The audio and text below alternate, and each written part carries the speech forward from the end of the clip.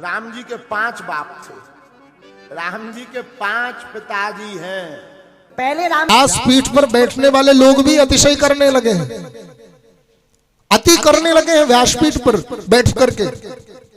जब वो व्यासपीठ पर बैठते हैं ना तो उनको लगता है कि जैसे अब उनसे भी बड़ा कोई है ही नहीं इस दुनिया में, बस वही सब कुछ है। वाल्मीकि, व्यास और सुखदेव, सूत सब वही है। हाँ, कल मैं एक वीडियो देख रहा था, एक महानुभाव कह रहे थे राम जी के 5 बाप हैं। हाँ, राम जी के 5 बाप हैं और गिना भी रहे हैं। एक बाप है अग्निदेव, एक बाप हैं दशरथ जी, तीसरे बाप हैं जटायु जी, चौथे बाप हैं विश्वामित्र जी और 5वें बाप हैं जनक जी। अब इतनी अतिशयोक्ति है कि अगर बाप का क्रम ही बताना था तो तीसरे नंबर पर विश्वामित्र से मिले थे वो बता देते कि तीसरे बाप हैं वो। अतिशयोक्ति, अतिशय नहीं होना चाहिए।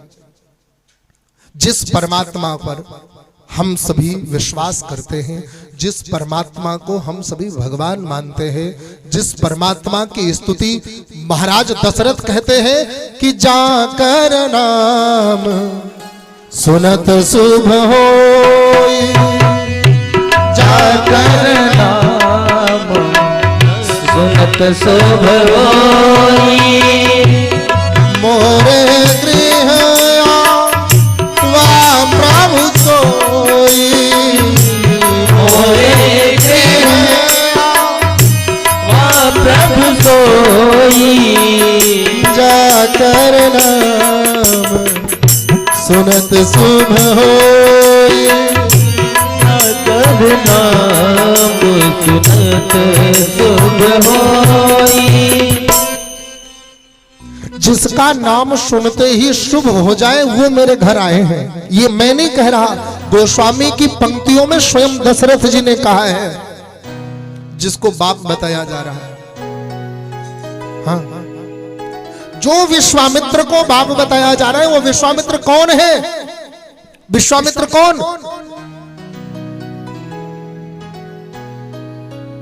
जब उन्होंने जगतपति भगवान राम को पहचान लिया तो विद्या निधि कहूं विद्या दीना, समझ गए कि ये तो जगत के बाप हैं, इनका कोई बाप नहीं बन सकता। और महाराज दशरथ जी ने तो देते समय कहा भी था कि मोरे प्राणनाथ सुत दोऊ और तुम मुनि पिता आन नहीं को, मतलब तुम्हें इनके बाप हो ऐसा नहीं कहा।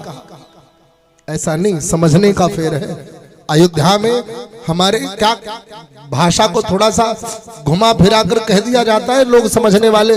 जैसे हमारे यहाँ कहा जाता है भैया तनिका यहीं से देखत रहो, ताड़त रहो, तो देखो अगर रोलर जाएगा अभी तो बता देना, और लोग उसको कहने ताड़त रहो मतलब ताड़ दो। हाँ, बड़ी समझने वाली भाषा है। एक बाप अपने पुत्र के दुख और सुख के बारे में सोच सकता है। दशरथ कह रहे हैं कि मोरे मेरे नाथ प्राण सुत दोई, मेरे नाथ ये राम और लक्ष्मण मेरे प्राण हैं, सुत तो दुइये हैं। मेरे नाथ प्राण सुत दोई और तुम मुनि पिता आन नहीं कोई। हे मुनिवर, आज से तुम मेरे बाप हो, दूसरा और कोई नहीं। और आपको मैंने बाप बना लिया है तो आप इस बात का ध्यान रखना कि ये मेरे प्राण है, मेरे प्राणों को लेकर जा रहे हो, प्राण मेरे भगवान को लेकर जा रहे हो, तो मेरे भगवान को कोई तकलीफ कोई पीड़ा ना होने पाए। अगर मेरे भगवान को कोई तकलीफ कोई पीड़ा होगी तो आपका ये बेटा मर जाएगा, आपका बेटा ये नहीं रहेगा, ये आपका बेटा नहीं रहेगा। तुम मुनि पिता, हाथ जोड़कर हे मुनिवर आज से तुम ही हमारे बाप हो। जे प्रतिपालय सोई नरेशु, इसका तात्पर्य है जो पालन पोषण करे, जो सुख दुख का ध्यान रखे वही तो भगवान, वही नरेश, वही तो पिता। महाराज आपको मेरे सुख दुख का ख्याल रखना है, भगवान के नहीं। विश्वामित्र ने तो कहा ही था कि राम लक्ष्मण प्राप्त कर जा कहूंगा गर्व से, आज जमाने चोर मेरा आजमाने के लिए। और उन्होंने पहले कह दिया अनुज समेत देहु रघुनाथ। अनुज समेत देहु रघुनाथ। अनुज समेत देहु रघुनाथ।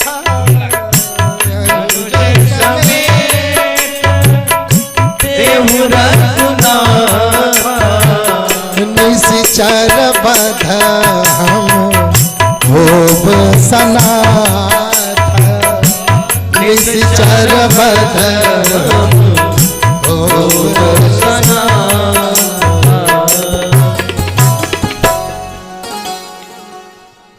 हे महाराज, राम और लक्ष्मण को मुझे दे दो। बोले किस लिए? बोले आपने अपने प्राण बना लिए हैं उनको, लेकिन मैं अभी अनाथ हूं, मैं अभी अनाथ हूं, मुझे भी सनाथ होना है, इसलिए राम लक्ष्मण दे दो। और उन विश्वामित्र को महानुभाव अपने मंच से बताते हैं कि राम जी के बाप है, 5 बाप है। ये एक मर्यादा का आसन है। मर्यादा के आसन पर बैठकर यदि तुम ईश्वर की मर्यादा का रख रखाव नहीं कर सकते, यदि तुम ईश्वर के मर्यादा का प्रचार नहीं कर सकते, तो ईश्वर के मर्यादा का हनन भी ना करो, इस व्यासपीठ के मर्यादा का हनन भी ना करो। जिस जटायु को पिता बताया, वो जटायु कौन है?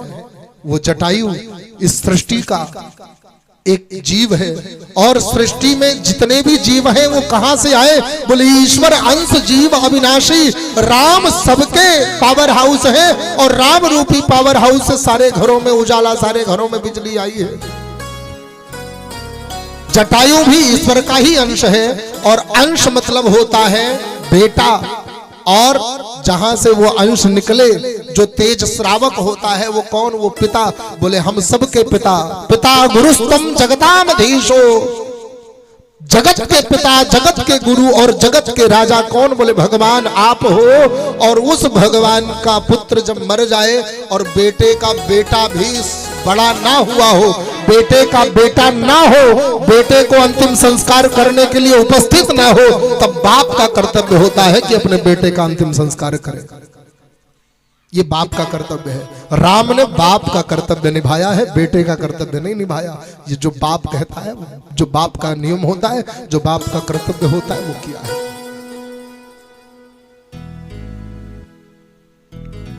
जो जनक नारायण मानकर राम की पूजा करते हैं, जो जनक नारायण एक ससुर पिता कैसे हो सकता है? बाप सोचो, विचार करो। एक ससुर क्या, ससुर अपने दामाद का नाम तक नहीं लेता। हमारे अयोध्या में तो परंपरा है, हमारे अयोध्या में तो परंपरा है कि ससुर अपने दामाद का नाम तक नहीं लेता। क्यों? क्योंकि ससुर ने नारायण मानकर अपने दामाद की पूजा की है, भगवान मानकर दामाद की पूजा की है। उस भगवान का बाप ससुर कैसे हो जाएगा, ये भी नहीं विचार करते लोग, और बोल दे